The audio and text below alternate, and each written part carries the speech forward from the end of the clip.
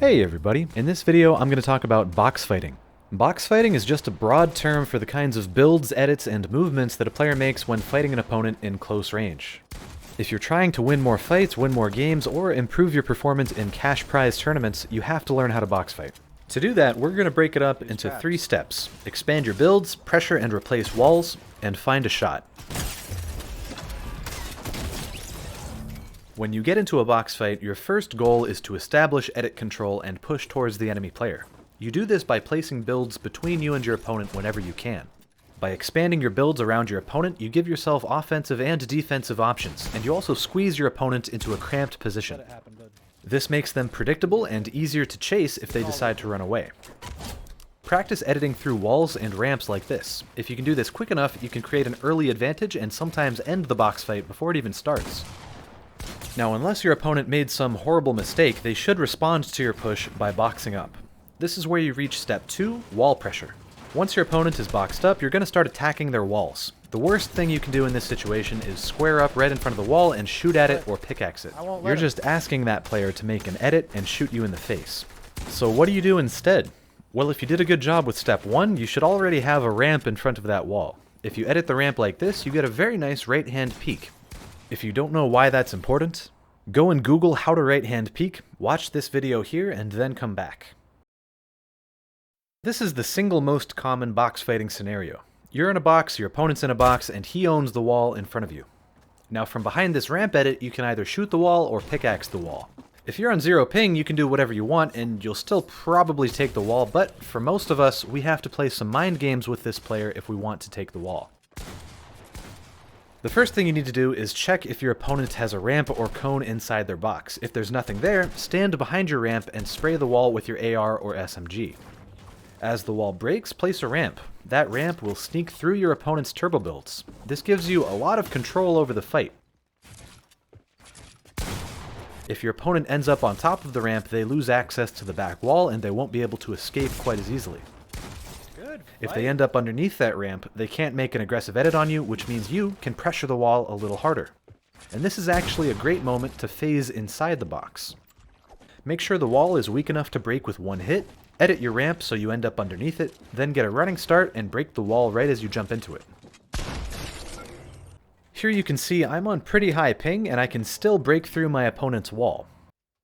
This box fight is a good example of how to punish a player who makes a mistake, and their only mistake was that they forgot to place a ramp or cone inside their box.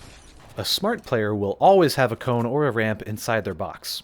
In this situation, your goal is to encourage that player to make an edit. If you use your pickaxe to break the wall, the player will try to edit the wall mid-swing to catch you off guard. Try and watch your opponent to predict that edit. Practice this sequence of movements. Move out to the right to swing your pickaxe, then immediately pull out your shotgun and move back behind your ramp. If your opponent edits their wall and sees they can't shoot you, they will either spray your ramp or reset their wall edit. If they reset the wall edit, you've already got your shotgun out so you can shoot the wall and replace it yourself. As you practice this in box fights, you'll learn to react faster and take the wall almost every time. If your opponent decides instead to spray your ramp, you need to be ready to turbo build it. Sometimes this will catch you off guard and you'll be too far pushed up to block yourself with a ramp. So instead, turn and look at the floor behind you. This gives you immediate cover without having to jump. At some point, your opponent will stop to reload. Use that opportunity to back up against the wall and rotate the ramp like this. As long as you're touching the back wall, the ramp will phase. This lets you shoot through the ramp and continue pressuring your opponent. If they try to shoot back, all you have to do is jump. I don't think many players realize just how strong this is. Not only are you hidden from view while phased inside the ramp, but the ramp is also gaining health the whole time. And it's invincible. You can't pickaxe it, you can't shoot it, so especially if you're building in brick or metal, when you jump to unphase that ramp, you'll have very strong protection. Now if you edit the ramp again, it still has a good amount of health, and that really helps you keep your momentum in your box fight. Some of you might ask, why would I do all this work when I can just wait for the player to make an edit and then shoot them in the face? Unfortunately, that's just not how it works. You never want to trade bullets like that. Remember, if your opponent has a perfect right-hand peek angle, they can shoot you, but you cannot shoot them. So it doesn't matter how good you think your aim is, you'll still lose the fight just because of how right-hand peek works. This means you can't just sit still and wait for a shot. You have to always be doing something. Whether that something is turbo building a ramp or spraying a wall, your goal is always to pressure your opponent, replace their builds, and find a right-hand peak of your own. Now at this point, hopefully you've practiced baiting out edits with your pickaxe, you've practiced flipping your ramp for phase shots, and you can quickly react to edits and replace walls with your shotgun. If you do all these things well enough, you'll be able to replace walls even if you have medium to high ping. This brings us to step 3, using that new wall of yours to find a right-hand peak. If you're standing back and using your ramp for a right-hand peak, it's best to make a wide-open edit. Practice with left and right archways from behind your ramp. These are good, safe options, but from so far away, you'll never land the perfect pump headshot. If you're looking to one-pump players in box fights, practice this edit. It gives you just enough cover to protect yourself and gives you the option of jump shotting or right-hand peeking your opponent in very close range. Practice this triangle edit with jump shots or crouch peeks, and window edits for normal, easy right-hand peek shots.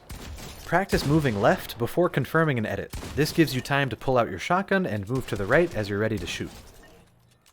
In box fights like this, on even ground, if you can replace a wall, you'll often be able to trap an opponent under a ramp. If that player is weak, winning the fight might be as simple as cutting the ramp in half to take a safe right-hand peek shot like this. Hey bud. This sequence of edits has become very popular and we now call it the Mongrel Classic. It's a great way to find a safe right-hand peek, but a lot of players use it when they shouldn't. Sometimes it's better to place a cone instead.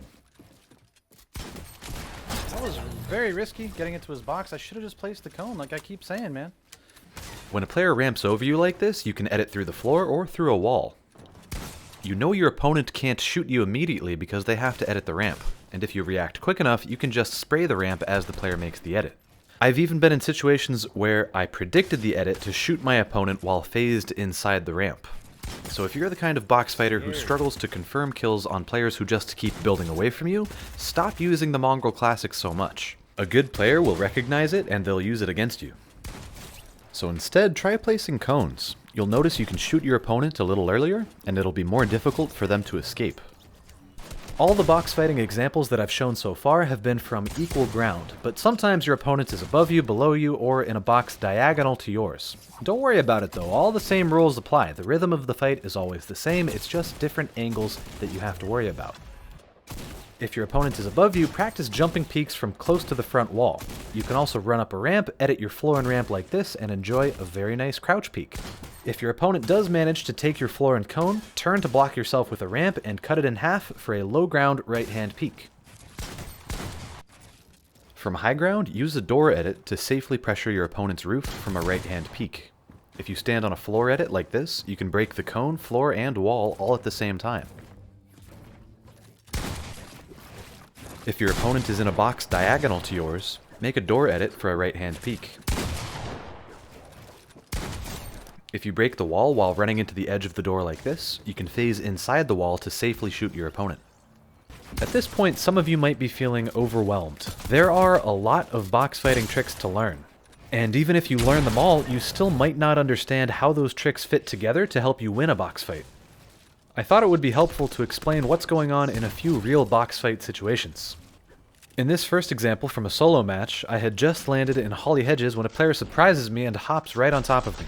I miss my spray, but I managed to place a wall between me and him.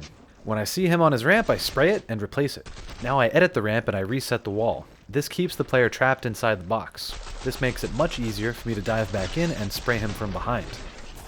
Now I have a shotgun, but there's another player coming. Instead of holding this wall, I edit through it since the player is W-keying me. Now I edit this ramp to safely reload and start pressuring his wall from a right-hand peek. But now I hear another player coming from the side, and since I already have this ramp here, I can just rotate it to the side to get above him. Now I run straight back to the first guy to keep looking for right-hand peeks.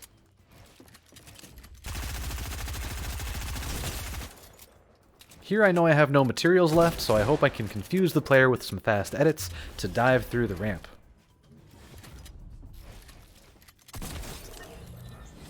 Notice that throughout that early game fight, I expanded my builds towards the enemy players, I pressured and replaced their walls from behind cover, and I looked for right-hand peeks to deal damage safely. I missed a lot of shots, but because I used those box fighting strategies, I won the fight anyway.